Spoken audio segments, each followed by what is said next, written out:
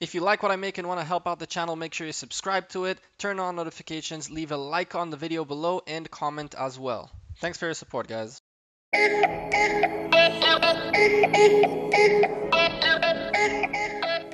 there YouTube! Welcome back to the Gekko, another daily video for you guys.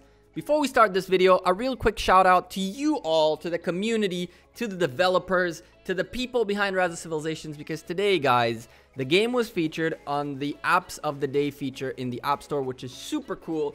Great work everyone, congratulations. It means a lot, believe it or not. It means a lot for the App Store to actually pick you to be featured.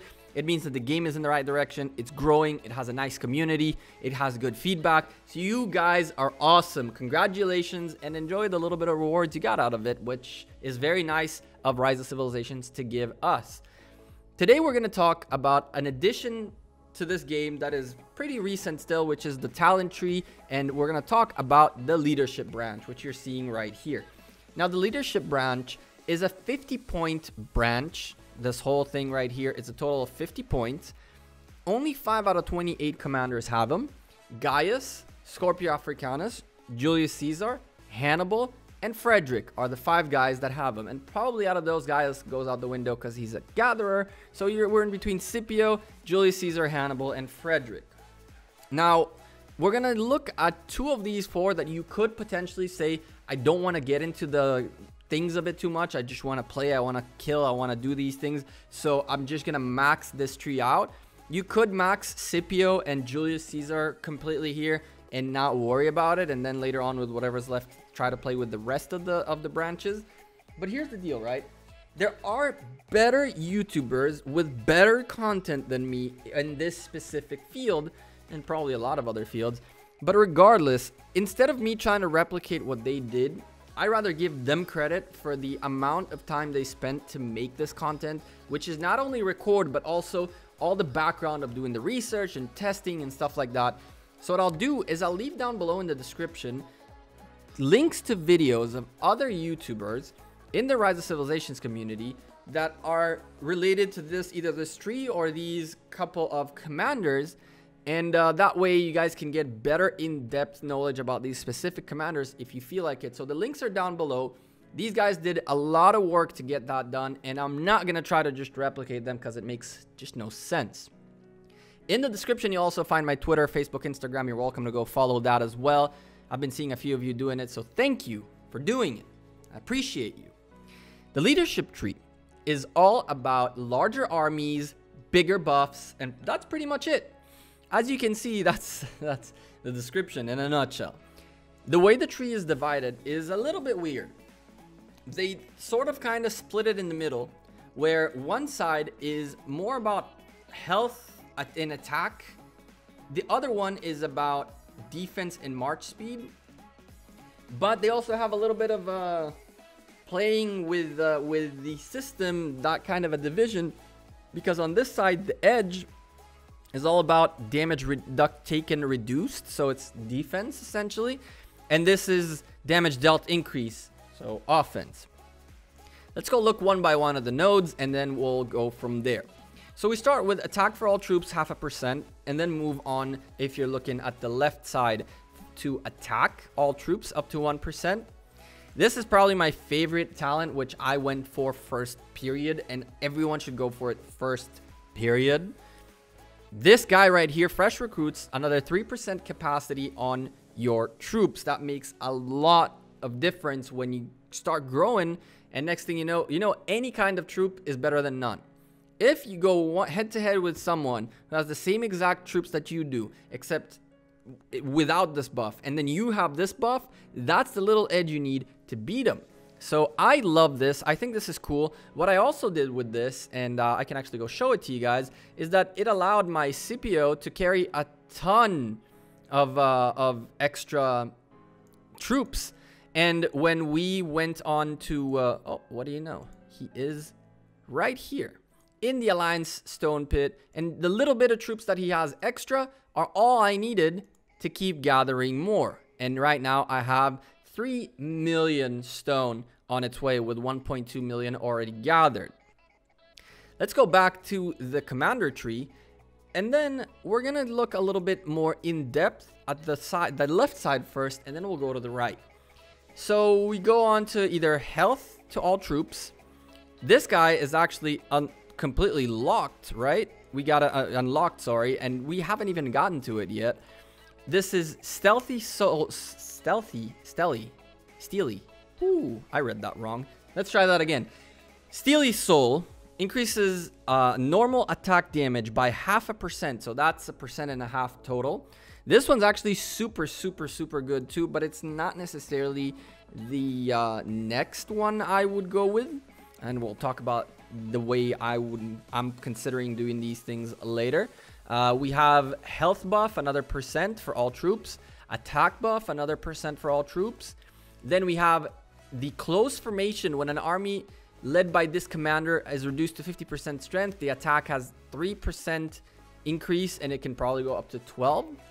And then we have the max, which requires both sides. When a commander launches a rally attack, increase the attack rally of the rallied army by 1%. That's up to 5, I'm guessing. Now, if we look at the right side, we start with defense, and then we go on to healing herbs, enhancing healing effects received by troops by 3%. This is also a very useful talent to start with, but it's still not the second talent I'd go with. Obviously, I'd go with this guy first. The second one I'd probably go with is Hidden Wrath, where it grants 2 additional rage every time the troops are attacked. So when the troops are attacked, you gain an extra 2 rage for free. You can gain up to 6 range for free completely. So why wouldn't you do it? Obviously, this is free range, free damage. Really? Why wouldn't you go after this here? I would actually also make a point that perhaps even Hidden Wrath before this is also acceptable. So you have Hidden Wrath, more rage, then more defense by 1.5%, marching speed by 6%, which is super useful as well if you want to move fast on the map, and time equals money. And also, as I always say, you can never get time back. So actually, by getting these 2 guys right here, that's 12% extra march speed. It's kind of a very good deal. As I mentioned, you have 1.5% defense, and right here you have the damage dealt is increased by up to 3% when you have 3 or more types of units being led by this commander. I actually kind of went all over the place, but we'll talk about the order that I'm looking at in a little bit. Finally, we have strategic prowess. After using a skill, increase the troop defense by 5% for the next 2 seconds, probably up to 20%, which is huge. Okay. The way I initially thought, this is an interesting thing because we'll take less damage. So probably I was like, let me go here and then gain the extra health, because health is also very useful. The more health you have, the more damage you can take. And these 2 combined might actually give me a little bit more of an edge for an attack. But actually, I've seen a couple of people who actually went on to go from here straight to the rage, which makes sense. That's probably the next thing that I'll be doing, is I'll be going in here. And after that, the real question is what you're trying to do. I think that this way is a little bit better, but primarily because, to get here, you have to go through 6 different talent points to get to this. While in here, we already maxed this guy, so it's only 3 talent points. So with 6 talent points, you can actually get your armored teeth maxed out. So this is probably a better way as number 3. And then once you have that, you start going a little bit more towards this side, healing herbs, get the arm to the teeth going. And finally, you got to get these. I think that these guys are okay. I am not necessarily all for it or all against it. They're good. You could max them out fairly easily and just get that out of the way. So ideally, it would be like get this one, then this one, then this one, and then you start like, you gotta get this guy as well. So even before you get up here, you gotta go through him, right? So once you went with 1, maybe 2 or 2, depending on how you want to go, 1, 2 in my case, then 3, then it would be 4, 5, then 6, then 7 and 8. Now, there is a case, again, to say, you know, once you got this done, why are you going towards like the healing for more extra damage? Why don't you go straight for the damage as well? That's also acceptable. You could decide to go this route as well. Overall, 2 commanders really matter here. One of them being Scipio and the other one being Julius Caesar. Now, Scipio and Julius Caesar are very, very much the same in the sense of the way their talents work. They're both leadership, siege, attack. They're both the same. They're Romans, both of them. But the thing about it is, Julius Caesar is a legendary, which makes him so much harder to max against my Scipio, which is pretty decently close, I'm not gonna lie. I prefer Scipio at this point, primarily because he is gonna be much stronger because of his skills. But once, a little bit long term, when I get to the point where this guy's first skill is maxed out and potentially, like, you know, a little bit of the second skill maybe maxed out, then we can start talking about replacing Scipio, which has 4 total maxed out skills against Julius Caesar.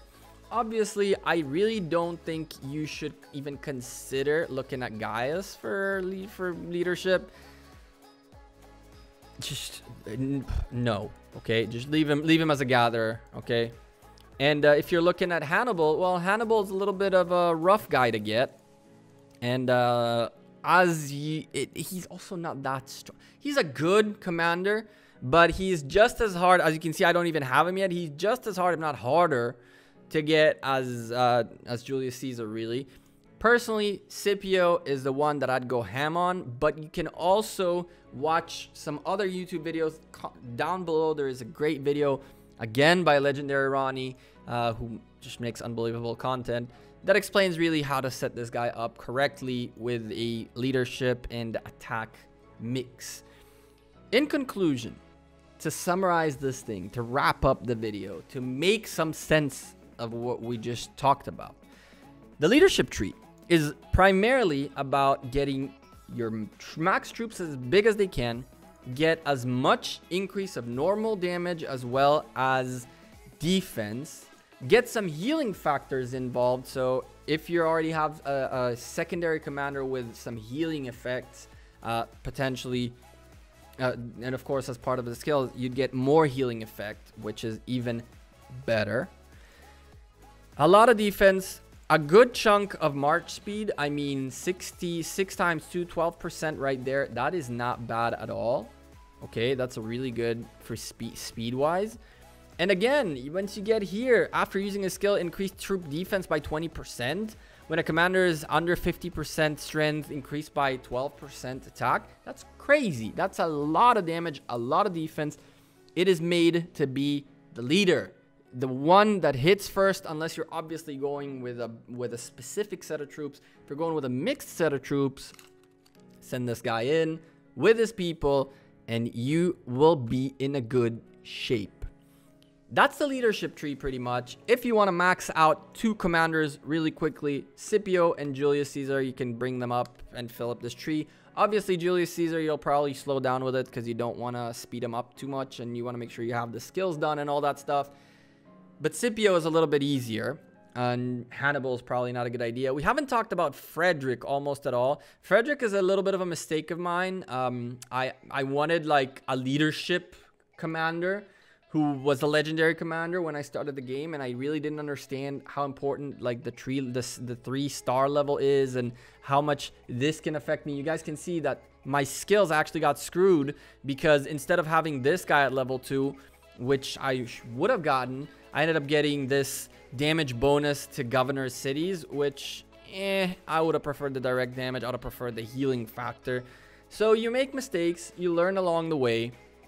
The video that we're gonna have tomorrow is all about common mistakes, so make sure you guys stick around, hit the subscribe button, turn on the bell so you get notifications when the video comes out. I'm the Gekko, I'm out of here. Thank you guys very much for all your continuous support. Again, in the description down below, you'll have videos for specific commanders and these specific commanders and how to set them up at a higher level than I've gone through. Specifically, which talents you should go with first, including mixing between 2 different branches. A bunch of these guys did a lot of good work. Description down below, there's links. Thank you guys very much. I'm the Gekko. Thank you again for all your continuous support. And until tomorrow, peace.